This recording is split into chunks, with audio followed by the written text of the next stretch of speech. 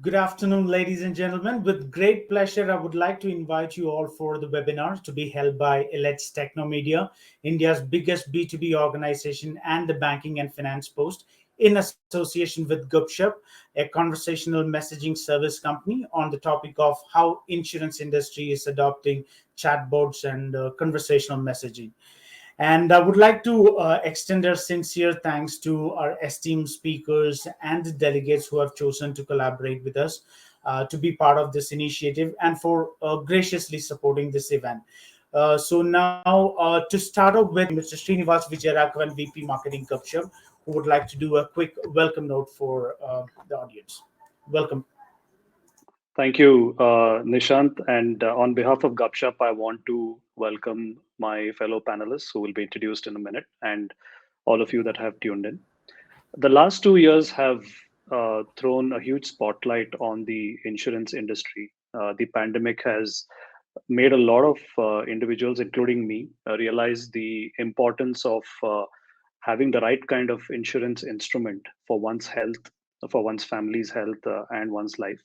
And there is definitely a greater awareness that we are seeing in the market on the value of insurance instruments, not just from a health and life point of view, but also for a variety of things like loans, automobiles, houses, and any other asset that we own today. So it is becoming a very important part of a person's financial literacy. And as a company that helps businesses and consumers engage through conversations, are seeing a huge amount of traction in the insurance market, where a lot of consumers are uh, seeking these kind of solutions where they can get matched to the right kind of insurance product, where they can have their queries answered, an easy and simpler way to make their premium payments. And also, there are some emerging trends that I'll probably speak with my colleagues during the panel of event-based insurance, where a life event or a purchase event immediately leads to an insurance being added to that as well. So I can't wait for the panel to join. So once again, welcoming you all, and back to you, Nishant. Thank you, Mr. Srinivas Vijayaraghavan, for such a great welcome note. Now we are quickly moving on to the panel discussion for the day, and which is going to be the discussion will underline the role, the conversational messaging and the rising scope of chatbots in helping insurance companies, especially in reaching out to their customers and provide them with the necessary information. So, to take this session ahead, I would like to welcome the moderator for the panel, Mr. Nitin Mehta, Chief Customer Officer, Bharti AXA Life Insurance.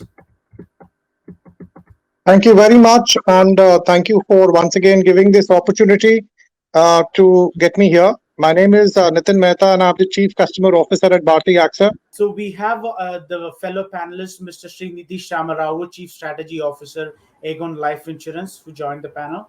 Thank you very much for joining us. And we have Ms. Anjana Rao, Chief Strategy Officer, India First Life Insurance.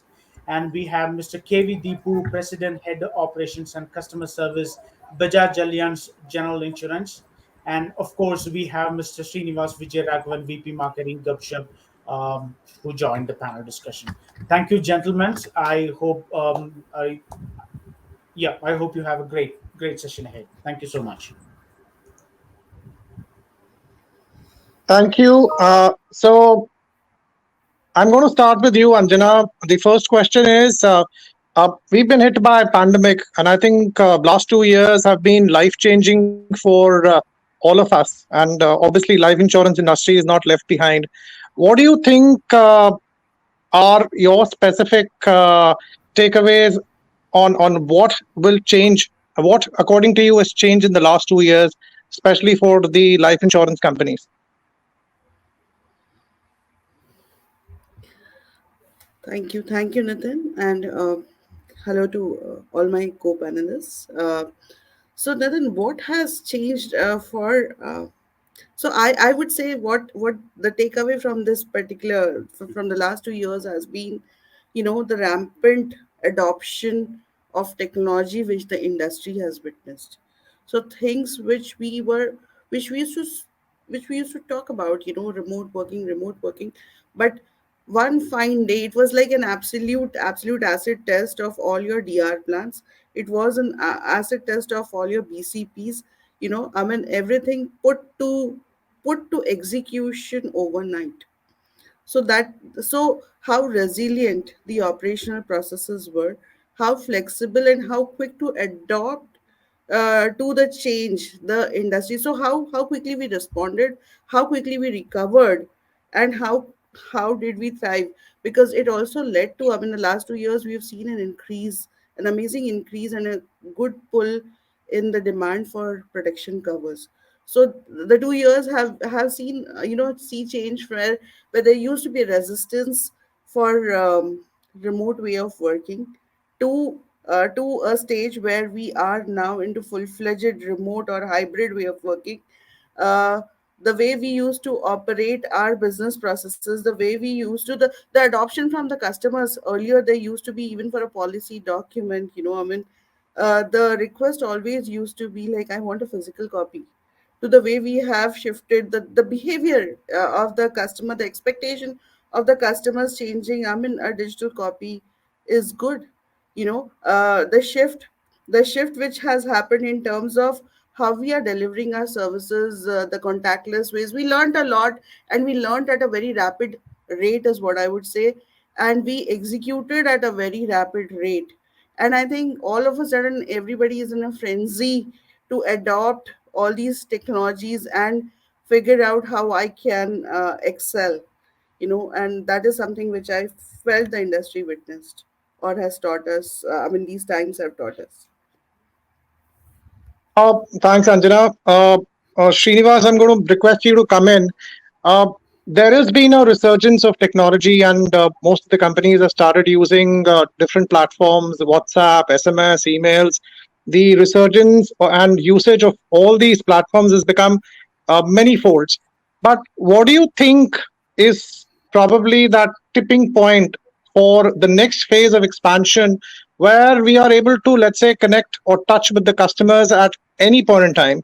And he or she feels not threatened by the technology we use, but feels very comfortable and convenient to talk to us at a time, at a place of his or her choice.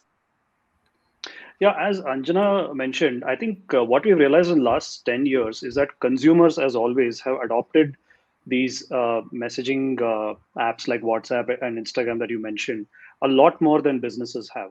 So they are very, very comfortable in that environment. And what the pandemic did, because everyone was remote and they expected to interact with businesses in the same way. They wanted to be a completely digital interaction. They wanted something that is physical to become digital, and they were very comfortable with this two-way engagement that was happening between, let's say, an insurance company and an individual. So I would say that is the first tipping point where we might have reached this eventually had there not been a pandemic. But I think the pandemic has probably accelerated something that might have taken 4 or 5 years into maybe a 12-month period. So I think that's the first tipping point. The second one is, now that you have consumers willing to work with you on in having these two-way conversations, how can those be made more efficient? Like all of you are part of insurance companies, and between all your companies there might be lakhs and crores of people who are insured for a variety of things. And insurance is a very kind of a consultative sell. It's not something that you just buy off the shelf. In some cases you do, but in many cases you have to have that two-way interaction to find the right product for yourself. So how do we enable those kind of conversations, in terms of product discovery, in terms of, customer onboarding, like a KYC documentation? How can you digitize all of that through these two-way conversations? And then, how do you support these customers for claims, for payments, for upselling and adding new products? Now the latest trends are also instant insurance. Like we see that in travel industry, like you buy a flight ticket, you can buy an insurance. There is also an event-based insurance where if there's some life event, you're buying something, then you know that you want to get an insurance product added on to that, or at least you're started to think on those lines. So a lot of these customer journeys will now start getting implemented with conversational journeys, with chatbots, with conversational AI on these messaging apps like WhatsApp and Instagram. So I think these are the two main trends that we are seeing, at least as Gupshup. You're on mute, Nathan. Nitin, you're on mute. Deepu, I'm going to request you to come in on the next one while Srinivas talked about the tipping point and let's say the usage of platforms like WhatsApp. What, according to you, could be a showstopper for let's say a mass implementation of this chatbot or conversation platforms, and what could prevent companies from adopting it in large scale? And therefore, so that's my question one. And I would also like you to comment that therefore, what can companies do so that they become the norm for tomorrow? Yeah. No, I think it's a good question, Nitin. I think Anjana and Sri, spoke about, various aspects of how customers have adopted, digital platforms during the pandemic. And on your point on showstoppers, I think there are three dimensions. The first is, in a country like ours, we need to ensure that, we have a multilingual outlook because English gives you limited reach. We need to ensure that, we're able to amplify our reach by talking the customer's language. So that can become a showstopper from the point of view of scaling up. It's very important to ensure that we do that and right across. I remember meeting a customer many years ago. He said, "Don't just hook me in my language of my choice, and then through the entire life cycle, you send me your literature, in maybe in some other language." So it's got to be end to end. Clearly, that's one aspect. The other is, we all have seen these, various WhatsApp jokes around, artificial intelligence, not let's say resulting in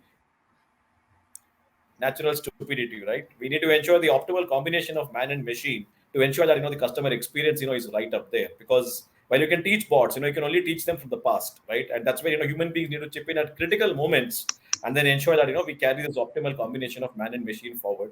So that again is very critical, in terms of scaling up, because we have seen several instances where sometimes the machine may have interpreted the customer's message wrongly, and then it goes viral, right? The way it gets misunderstood, even one incident can go viral and really throw a spanner in the works. So I think that is the second aspect. The third is I think while the whole accent has been on digitizing the physical in the last couple of years, I think now the accent has slowly shifted to humanizing the digital, because the whole idea is that when customers reach you, they want empathy and a healing touch. So how do you ensure that you bring in the consistency and efficacy of bots, yet you deal with the born again focus on human touch? So therefore, ensuring that bots mimic human behavior, people feel comfortable. Because let's say you take travel insurance, you're stuck in a faraway country, you want to immediately call up, you want empathy, and you want an immediate solution. So if we can give that, then we can scale it up. So I think these three dimensions: multilingual, optimal combination of man and machine, and third is humanizing the digital. I think if we can take care of these three, not only can we prevent showstoppers, but we can actually scale it up dramatically in the months and years to come. Srinidhi, I'm going to ask you the next one. So we've got a gist of what's happened with all of us in the last 2 years and how technology has started to become center stage. And within technology, we've got some of the panelists talk about the usage of AI supported bots and conversational platforms. Uh, how well and how deeply is this integrated in your, let's say, next 2 years strategy, and if there is something that you can talk about that how your company is thinking about making this a way of life, because my belief is that unless this becomes an integral part of our business planning, it's very tough for it to actually get the support that it requires to be an integral part of our thinking. Absolutely, absolutely. No, it's actually a great question, Nitin. So unless something is in a part of the business plan, it's not going to see the light of the day. Conversational bots, if you will, or in general conversational technologies has been the, like I would say, the center of all our strategy at least.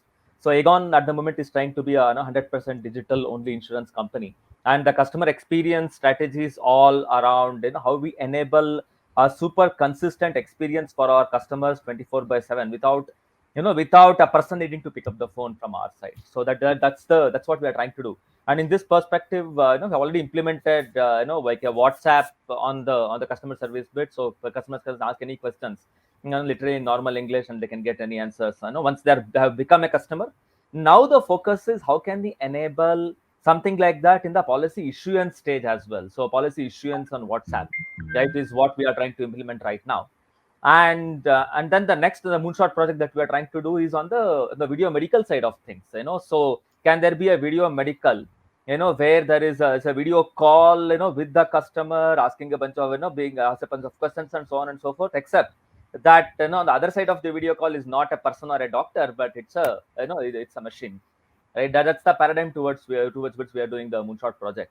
So across basically, right from, as I said, policy issuance, which is the focus right now, and the customer service is already there, and we are going towards the video medicals being done through the bot. So that's where we are headed. So yeah, my conversational bots are at the center of an entire CX strategy as we talk. Deepu, I'm going to ask you one more on this. So let's say if this becomes the way we anticipate it to become an important and integral part of our ecosystems, how do you think this is going to impact the customer services, the conventional customer servicing structures at most of the insurance companies, whether it's a GI or an LI? How do you think that that's going to get impacted, and how do you see that evolving? Yes, absolutely. As Deepu was rightly talking, right? At the end of the day, we have to figure out a point where the man and the machine work very synchronously in order to create that customer experience. So I would say about 80 to 90% of most of the BAU questions that keep repeating, can of course be answered by machines. But when it comes to those niche things where the customer is really aggravated or has a question that most do not have, and so on and so forth, right? That's where you need a human touch. And in clients, for example, definitely we don't even have a plan to put any bot, because that's where the human touch is really required when the nominee is not in a great personal situation. She doesn't want to be talking to a bot, so on and so forth. So that's where, so it has to be a combination of man and machine. But that said, the role of the machine is going to increase as we foresee it. Not only because it's good for the company, but also because customers are not only comfortable with digital today, but they're also asking for it, because that's what they're doing in all other platforms outside of insurance and banking. Okay. Deepu, I'm going to ask you to come in. So every time we talk about new technology and we want to talk about and say that we want to invest in this new technology, the first question that my boss asks me is that, Nitin, tell me, where will it show up? So where according, and what he means is that how do I get the ROI? So how do you think this is going to play out, and where all do you think it's going to show up, so that the companies feel overwhelmingly positive about investing in this technology going forward? No, I think Nitin, you touched upon, something, which is, a bone of contention, in various such conversations. And I think, there are three, dimensions to this. The first is when you invest in technology, you invest in capex, to use core financial terms right upfront, and you see the benefit, playing out, in terms of savings on opex, spread over multiple transactions over multiple years. So I think clearly that's where the financial equation works. The other is, we need to also go beyond, core financial benefits, which is of course an integral part of, any firm's approach. The other is then you start to look at how do you measure your customer experience. Do you see an uptick in terms of your net promoter scores? Do you see your customer satisfaction scores go up? Right. It's also quantitative, right? How do you measure that? Because only what you measure is what you manage, right? Classically in Six Sigma. So the second is, to look at customer metrics at various touch points and then, look at that. The third, then you go into, a slightly intangible area, which is in terms of your brand, right? How do you look at your overall brand? For example, are you seen as a brand which is truly customer centric, right? Which says that it's about ultimately standing up for the customers, no matter what it makes, from a financial perspective. The second is, are you an industry leader, right? Are you a leader? Are you a follower, right? Do you create trends, or do you just follow them? So I think if we put these three metrics in place, it helps the conversation. And I think lastly, that maxim that ultimately in the long run, what is good for the customer is good for the firm. So I think if you bring in these four dimensions, I think you can convince all your stakeholders, including the tough CFOs. I just want to add in there. Uh, That's actually a great point, Deepu. So I just want to add in there, Nitin, if you don't mind. So as a BFSI fraternity, we need to change our mindset a little bit. So we always have the mindset of asking for, okay, where does it show up in terms of the fact that where does it show up in the in those financial statements, right? But we need to recognize that it's actually a quote unquote lagging indicator, if you will, all the financial statements, top line or bottom line, as we call, right? But there are a bunch of leading indicators towards which the tech world has moved, and we as a BFS fraternity have to move towards it. So as Deepu was talking about, customer satisfaction, employee satisfaction, and a bunch of other things, and as dependent on each of our businesses, we have to focus on those things that we believe will lead to the right lagging indicators, like the top line and the bottom line eventually, right? So what are those top leading indicators we bet on is the question. 6 months later, 1 year later, I'm sure it will show up in the bottom line as well. Srinivas, this is more of a customer asking you this question. And we had this debate many a times that should we look at launching a new app, and should we talk about how do we get customers to get access to every service that we offer by just giving them an app. And then we said that are 50,000 apps. And then that's how this conversation started, that life insurance, let's say, is a very small part in an individual's life. And within that, let's say a particular company share is even less. So why would a customer get up in the morning and want to go to my app and say that if I want this service, and I'll have to go to a particular app?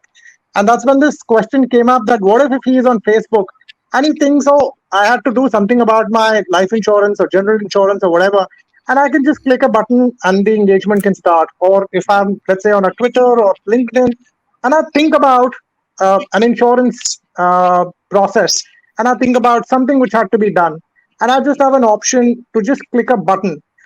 Do you think that this is exactly where conversational platforms are going to emerge, and therefore will change the game? That you don't have to go to me, I will be everywhere in your ecosystem. You go anywhere, you feel the need to connect with me, you will be able to without thinking about it. Yeah, I think what you just described very succinctly is the core of what we call as the omni-channel customer engagement. So you're quite right, because we went through a phase as consumers where there was an app for this and an app for that.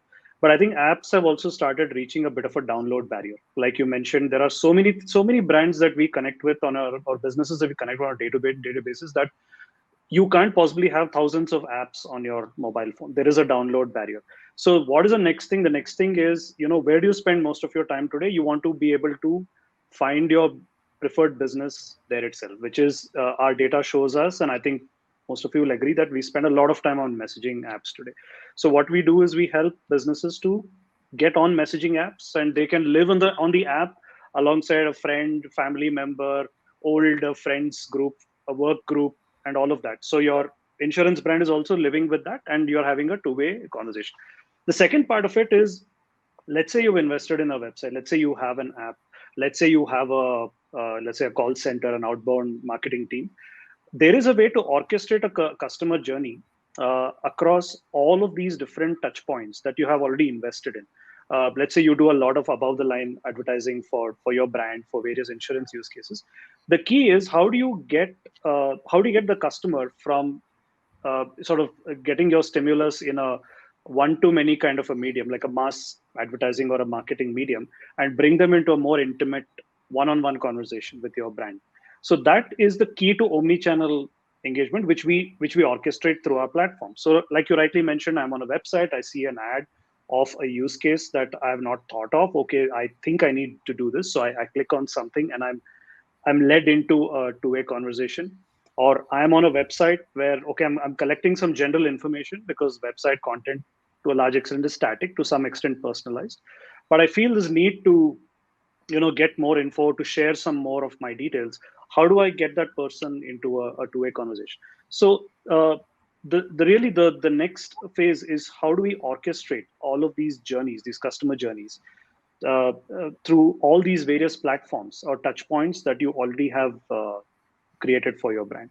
So I think what you described very well is the core of omni-channel engagement, which is where all brands are sort of moving at it.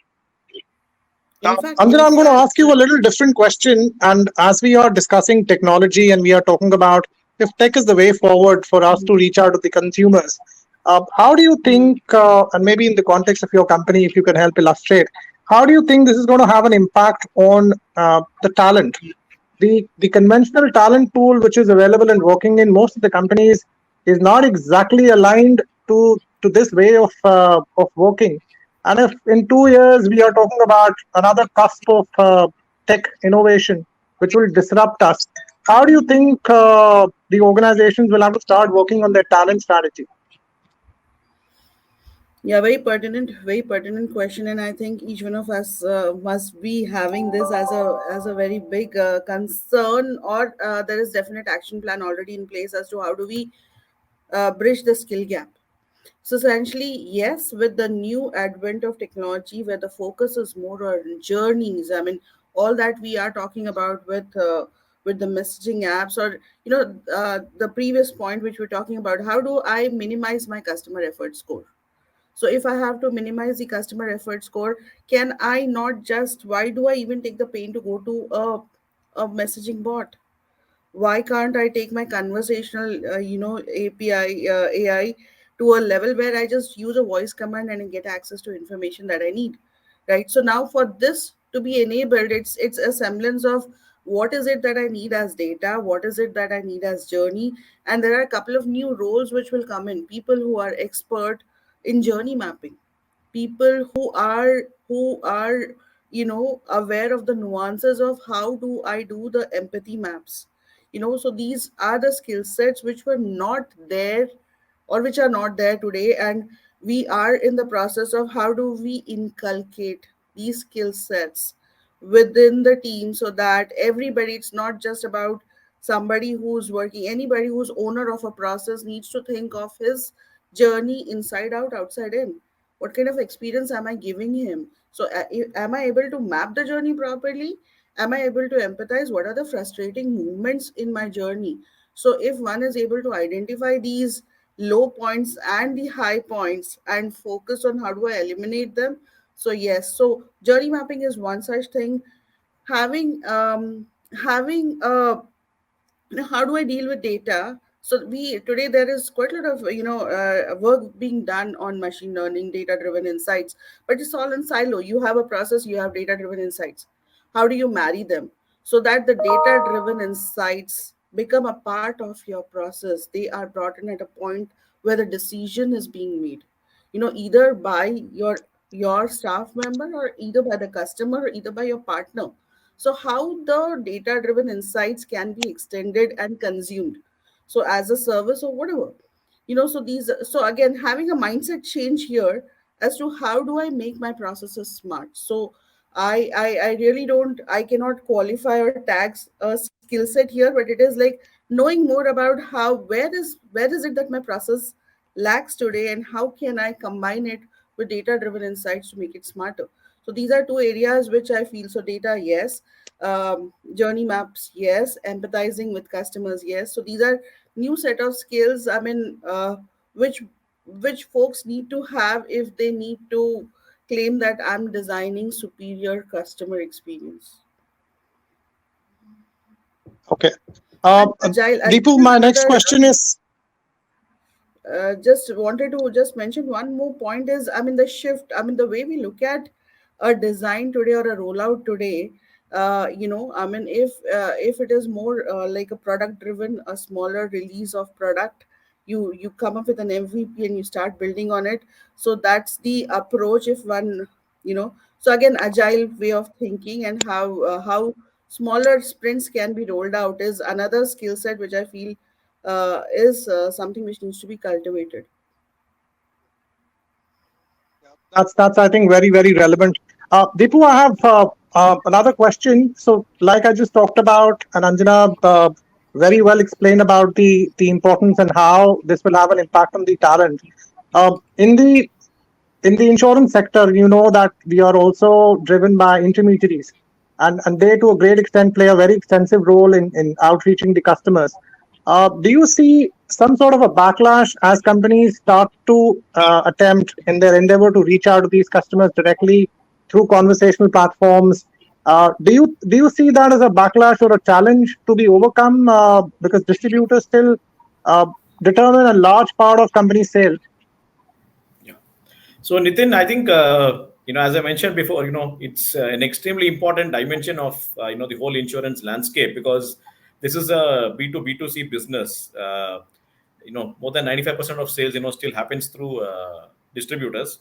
And insurance, as it's a conversational sale. It happens when you have conversation. It's a push product.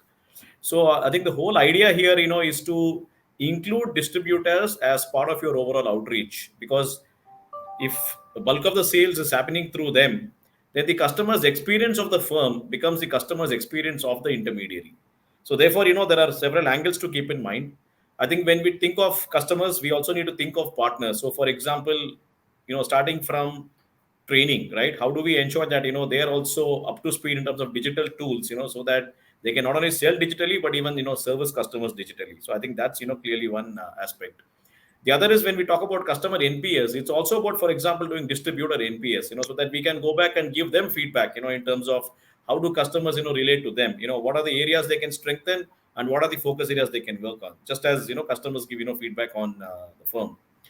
The third aspect is, what we have seen that when we talk about, demonstrating care for customers, and this was a live, learning for us, even during COVID-19, it's also about demonstrating, care for your distributors, because we all speak about the fact that, happy employees make happy customers. Similarly, happy distributors, convey that to customers. So I think if we can bring in these three dimensions and make them part of the entire journey, then the question of, who owns the customer and, will somebody upset the apple cart doesn't come in. I think then it becomes a win-win-win, for the customer, for the distributor and the firm. And I speak this with conviction because we've seen this scenario play itself out exactly in the manner that I described in the last couple of years. Srinivas, I'm going to ask you that, is there a use case in your mind where a particular industry has been able to leverage the power of conversational platforms, has become extremely successful in its usage and in its deployment? Is there something that you can share with all of us? Well, there are plenty of examples because Gupshup works across 10 to 11 different industries. But I'll take one example of a firm that gives out two-wheeler loans that we worked with, a Mumbai-based firm. So they were taking a lot of time it was something like a 2-day process for them to collect documents and then, do the credit check and all of that and sanction the loan. So they started looking at a WhatsApp-based automated process for document collection, backend integrations with credit check and all of that. So we were able to reduce their loan processing time from 2 days to 3 minutes. And it sort of, when we went live with this app, WhatsApp-based app, they had to actually stop it after some time because they had to, they got so much of inbound through that app that they had to take some time to ramp up at their end to deal with the traffic. But that has been a huge hit for them. But I think across the board, like typically the bots that work, or let's say the conversational journeys that work really well for us are in 3 areas. One is marketing, where you do a lot of product discovery and promotions. So making that whole lead generation process or consultative process automated with two-way conversations. Then the second part is commerce. So we have products where you can convert payment reminders into payment messages through what we call as a one-click bill pay. So you can, or a premium pay, you can just click on that, and with UPI, you pay it within the messaging interface itself. So that's a really, let's say, popular product. And WhatsApp has now started something called WhatsApp Commerce, where if you have a certain catalog of products that you want to sort of send out to your audience, you can use WhatsApp Commerce, and it becomes like a complete e-commerce checkout, add to cart, that whole process within WhatsApp itself. So we're seeing a lot of brands who are doing direct to customer. They're sort of adopting that. And on customer success, there are customer support, there are lots and lots of use cases because that's one of the earliest areas that actually started adopting this technology. So you have the FAQs, you have more complex queries, plus you have the live agent handover, multiple agent handover. All of these things are becoming very popular. And I think one of the questions that's come up even from the audience is languages. We are seeing a huge requirement from the businesses that we work with for vernacular languages, because that's going to be really big in India. So like not even standard languages like English, for example. So a lot of brands want English to be understood by bots. So we do a lot of natural language modeling to ensure that the bots understand English. And of course, there are regional languages like Kannada, Tamil, and all of that. So these are some of the things that we see working really well. And I think Deepu mentioned about a lot of the distributor network, right? So we work with maybe it's not directly comparable, but we work with a lot of food aggregator apps, some of the largest food aggregator apps in India, and they actually deal with a large network of delivery partners, restaurant partners, right? They're completely distributed. So they use some of our bots for things like rider onboarding, because you're doing it in the thousands on a day-to-day basis, coaching them, educating them, teaching them the culture of the organization, how you should deliver a parcel and how you should communicate with a customer. All of this stuff is getting automated, and it's becoming more efficient to sort of grow all these different groups and teams at scale. So those are some examples that I can think of that.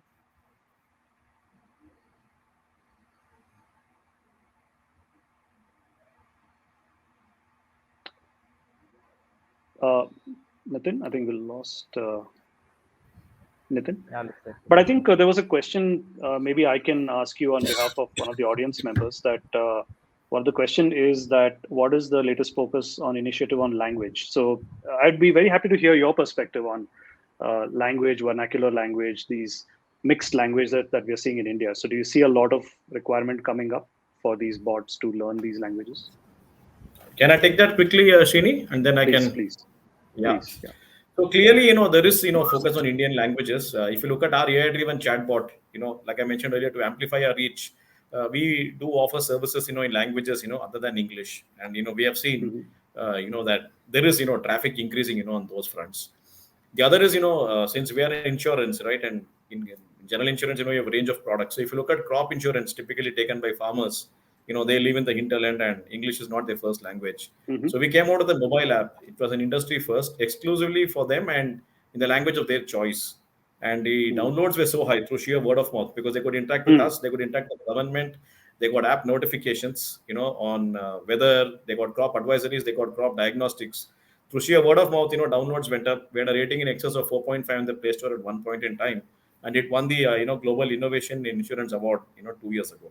And it's purely in Indian languages. So I think you do find now a lot of digital assets, which are either Indian language first or have significant play of Indian languages. And like I mentioned earlier, the trend is only set to increase. Okay. Anjana, Srinidhi, do you also have similar experiences in your companies? Yeah, I would echo that. Yeah, I mean, So go ahead, Angela. I think we're saying the same thing. go ahead. Yeah. No, so Yeah. we, of course, we tried with English, and it was a good success. And then we, tried then ventured into Hindi. Hindi was a good success, but there was a, no, we found through a lot of research that Hindi itself won't work again exactly for the reason that you were telling, Srini. I know that so if I'm a customer, I want to talk in the language that I'm used to talking to my friends and my family, right? So it is more of a English, right? Yeah. That worked well than a Hindi or a English. So I want Right. to talk to a machine the way I would talk to a human being, and that's when I'll find the acceptance. So the next initiative that we have is to convert it to English, and then Konglish and all those all those natural languages basically. So that's where we are headed. So definitely vernacular, but not pure vernacular, more of spoken vernacular. Yeah, Sorry, I Anjana. echo the same here, Srinivas. I mean, having conversations in a language which one understands and can easily relate to definitely Right. adds an edge to the overall experience. So while we have Hindi, but English is something which we would Yeah. want, because that has become something which one can relate to, again something which one can relate to, rather than just having for the sake of it having multiple languages. So Hmm. yes, it definitely plays a vital role, and we are looking at options where we can add more languages and mix of English and language, or something like that. Yeah. What about voice? I think we've spoken about messaging, and one of the things that we are seeing, like even when we use apps today, like even WhatsApp, we tend to send a lot of voice bites, right? Who's going to type? I'm Yes. going to send a voice bite to somebody, right? Especially if it's something long that I want to say. So, do you see this consumer behavior even in your customers who want to engage via voice, automated voice, AI powered voice? I Srini, you're going, or Yeah, should I go first? go ahead, Anjana. So essentially, we going by the way how voice bots have the adoption has increased amongst the customer base, be it Hmm. for running, jogging, whatever, when people are relying a lot on the voice bot. So, or for that matter, Alexa or the Google commands of the world. So Right. yes, voice will play a very key role to get closer again to the customer. because here the customer, all that he or she has to do is a voice command and understand or Hmm. converse in a language which he or she understands. So all the software elements of mis-selling, it will do away with the mis-selling in a big way, because here somebody is reading out what you've bought. So there could be multiple use cases which can come out of voice. And so voice, to understand the tonality, to understand, so there are multiple use cases actually for voice. And I think Okay. voice, because it has been adopted so very well, yes, there will be, the customers will instantly latch on to voice enabled skills. Okay. Absolutely. I would I'm echo that. very I would. sorry. I think I had a Yeah. electricity trip and my network just snapped. No problem. So I'm handing over back to you, Nitin. I was playing the role of moderator for 5 minutes. Thank you very, very much for chipping in. Okay, so Srinidhi, I'm going to ask you this one. We've talked about the importance of these platforms. We've talked about how important is it to have an impact on the structures, talent, and how well are these technologies getting integrated. I want to ask you: do you see any challenge in integrating these technologies with our core platforms? Because most of the companies still use legacy technology or legacy core systems. Do you think it's going to be a challenge in integrating this as a front end with the back end, which is still very primitive in some of the companies? Yeah, no, definitely there are definitely migration challenges. Although in our case we have said that we are going to be 100% digital and we will do whatever backend changes that are required to make it happen, even in spite of such an extreme stand, I definitely see challenges in migrating, because when the rubber hits the road, right? So there are different cohorts of customers who have come in at different points in time in the last 10 years, 12 years, whatever, and they're all in obviously in different technologies and as they gone through in different years, right? Now, if you want to enable particular ability for these guys to look for that policy number and have a chat with a bot, either through voice or chat, the type messages, etc., right? But connecting this bot to all those different systems is definitely proving to be super challenging, and that is where I think the biggest challenge is in terms of the rubber hitting the road. And also it requires concerted effort in terms of you can't do any of these things migrations overnight. So we have to prioritize in the right way, and while prioritizing, making sure that the customers who are left behind are not having a bad experience and there is some workaround for them, so that even they can experience the new age technologies and the seamless experience. So probably that is probably the biggest challenge, if you will, not the technology itself, but the migration of the older databases. I like to add Srinivas, in my here. next, yeah, please, Anjana. Yeah, so I mean, there's one intermittent challenge, while legacy systems could be a challenge, but one challenge which I see with the conversation messaging or the messaging bots is, how seamlessly we are able to provide a connected interaction. So if, how seamlessly the chat gets handed over to a human, if at all, in the journey the bot realizes, like, I cannot handle this now, I need to pass it on to someone. So how well this transition happens is also a defining moment, because that assures whether there is a connected interaction or not.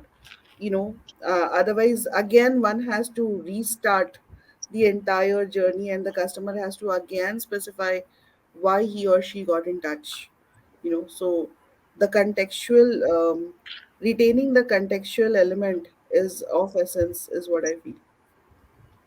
Yeah, that's So another taking a dimension of cue from complex Anjana, analysis. Go uh, ahead, sorry. yeah, taking a cue from Anjana, Srinivas, my question is to you. So do you think that the bots will also have their own evolution for the companies, and maybe the starting point could be just simple static bots where they are almost like an FAQ which is getting responded by the time they sort of become more intelligent through usage and more accumulation of data? So is there a evolution that you think is going to happen? Definitely. I think most companies start with what we call as structured bots, which is what you said, where you have a finite set of choices and you can choose one of them and then you move on to the next one. And then if what you want is not there, then you're handed over to somebody who can handle it. Then the next phase of evolution is what we call as a natural language enabled, NLP enabled bots. So where you're able to type in free text what you want, or if it's a voice bot, then you're able to say what you want to say, and it sort of tries and understands intent. That's the most important, to understand intent and then recommend the next course of action. So that would be the evolution. And I think today this is an evolving technology. So I would say that every year you'll find that these bots are getting better and better as compared to the previous year, because conversational AI is also evolving, and these models are also sort of evolving to first of all understand the intent, and at the back end, they're trying to figure out how they can map the intent to a variety of choices that are available to the algorithm for the next step and the next step and the next step. Just a follow-up question on Um, that, Srini. Sorry, Nitin. So why does every company need to go through that evolution? Can't, for example, Gupshup train the bot, right? And then we just need to contextualize that into each company. Is that the way, or every company has to evolve through this because? No, it's not necessary for every company to evolve to that. So like what we are doing is we are proactively investing in a lot of NLP models for various languages. So, and what we do is we offer this in a kind of a plug and play format. We templatize a lot of these technologies for different industries. So you can use it in a plug and play format. But at the same time, there is also customized requirements that will invariably come up, especially for companies of your size, where you have such a variety of consumer segments and products and all of that. It does gets a little bit more complex. So where a little bit of training and remodeling of the bots of the technologies is needed. But yeah, it's not necessary for every company to just start with a structured bot, but they have to rely on a platform, or they can do it themselves, where they build they build a data science team in-house and they do it themselves, which again takes a lot of time. So they tend to rely on platforms like us to sort of get a jump start. Srinivas, I have another question for you. How affordable do you think this technology will be? Let's say if it has to become in mass usage, if it is to become so popular, it also has to be affordable. And while it will show up, as Deepu talked about, in different dimensions, how affordable currently is this technology? See, the underlying messaging technology, I think, is quite affordable, especially if you look at SMS, which is the traditional one, and then you have WhatsApp and Instagram. They have price points that are not very high. It's all unit economics. So even with chatbots, again, it depends on a requirement. The structured chatbots do not cost a hell of a lot. I don't believe that they cost as much as even a website would cost. Much lower than what a website would cost, a brand new website. But if you're adding more and more complexity, I would say the most cost-effective way is to rely on platforms that have already done the R&D work of building these models, rather than try and do it yourself, which will prove to be more expensive. But the idea is to democratize it to an extent that any business, like Gupshup's vision is any business, we want to transform the way they converse with their consumers through conversational technology. So which means what is inherent is in that is we are democratizing it, we are making it affordable, and we are making it accessible to everyone to use. Okay. Srinidhi, I'm going to ask you a very specific question. It's actually a personal question. So I'm going to request you to rate the following choices. So you have a choice of calling, let's say, a call center, and you speak to a human voice. You have a choice of, you have a branch next door, let's say, of a bank, and you're very fond of going to that branch. And the third is this new hoopla about this AI-driven bot who is very intelligent, will respond to probably every thought in your mind as well. What is your preference? What is your individual preference? Oh, that's an amazing question, first of all, Nitin. Thanks for asking that question, though. So I think it really depends on the context. So if I'm in a real hurry and my question is quite a transactional question, for example, how much money is left in my bank account, right? So it's a very transactional question, and I would just prefer a bot doing this, right? Whereas if I'm exploring and I need somebody to explain to me what are the possible products and what product fits my next 5 years of financial planning or whatever, right? So then probably I want to talk to a human being, right? If it's something in between, where I have a particular question and a follow-up question and so on and so forth, but it's not worth my trip to the bank, right? So those things I would just prefer to pick up the phone and call this bot or chat with the bot and so on. Right? So it really depends on the context of urgency and the depth of the question, if you will. And Anjana, my next question is for you. we said that technology is actually helping people get closer, and now you can access anybody anywhere across the world. Do you think that technology also has a play to take us apart? I mean, do you think that that's also what one of the perils of, if I may say so, of technology, that it will actually take us away from people?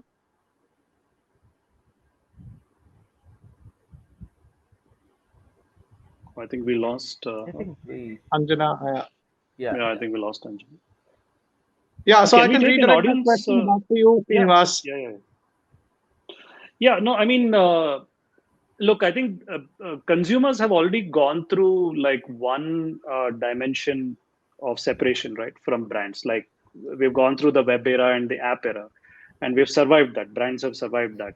So I think as consumer adoption of technology is changing, what they want to see is I want my brand also to adopt along with me. Yeah. So in that sense, you will not you will not feel alienated by a brand that you would maybe visit or meet one of their, let's say, insurance agents one on one. So many people, they build lifelong friendships with their insurance agents because they've seen them from cradle to grave, right? So Yeah. that's the model of the business. But as the generations evolve, I don't think that distance between consumer and brand will also change because the consumer himself or herself is also evolving. So that is my take on this. Okay.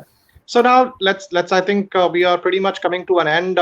Closing comment, Anjana, on what is your vision about conversational platforms, and let's say let's say if you were to do this discussion in 2025, what do you think would have happened by then?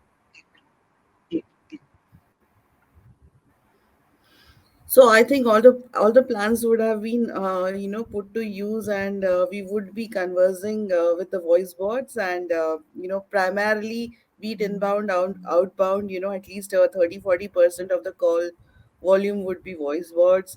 Your interactions would be voice bots, and I mean somewhere I feel messaging bot will evolve into a voice bot, and it's like the voice based UI which will take over as compared to the GUI is what I visualize 2025. Yeah. Srinidhi, how do you visualize 2025? yeah, in 2025, I don't think we'll be talking about this in the sense that, see, 2 years ago when the pandemic hit, all of us were talking Yeah. about, oh, Zoom call, that this, and Zoom fatigue, that this, etc. Right? Today, nobody talks about it. Zoom is like taken for granted, right? It's like obvious. I think that's what is going to happen. With a bot-driven customer service, 2025, though definitely, I guess it's going to happen in next 2 years itself. But by 2025, definitely, it will be like a Yeah, obvious thing. exactly. Do you think Srinidhi, your company would have made a Srinidhi bot by then? I don't have an answer to that. Let's see. Who Srinivas, can come on your this closing panel comment? instead of Srinidhi? So the bot will come on this panel Like a instead very of deep Srinidhi. fake. I can tell Not you a for deep sure fake. the host will be a bot. Oh, that's a good one. Huh? Yeah. Srinivas, what's your closing comment? How do you visualize 2025? So I think greater adoption of conversational technologies, like Srinidhi was saying, it's going to be mainstream. It's not going to be emerging anymore. Right now, it's kind of emerging, but it'll be mainstream.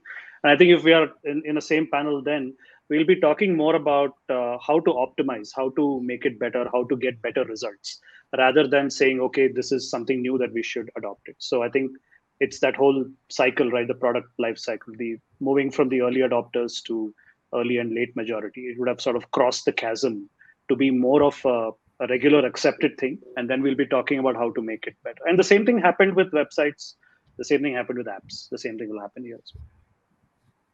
I hope the audience enjoyed chat botting with us, and I hope they liked what we had to share, what each one of you had to share.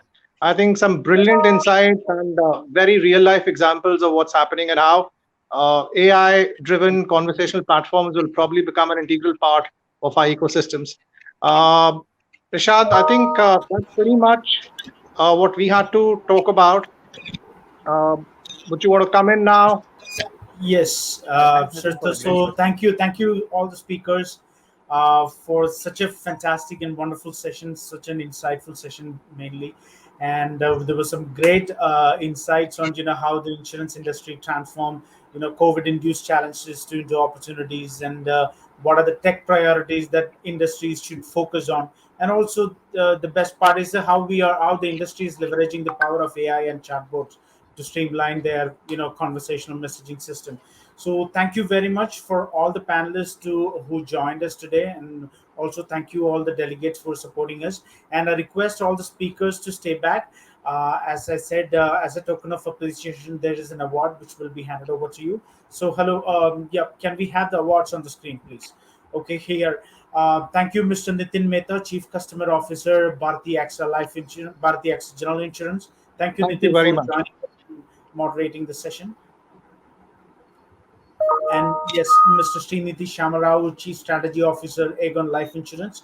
Thank you, Srinidhi, for joining us and sharing the insights.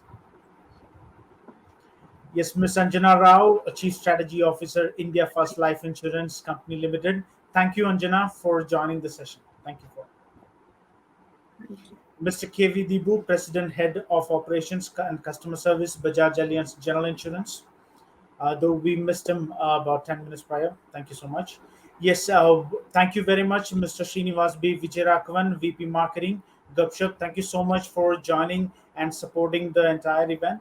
And also, thank you so much taking the initiative in moderating the session while we lost Nitin Mehta. Thank you so much, speakers, for Sure. such a Thank great you. session. A great session. Thank you very Thank much. you. Thank you very much.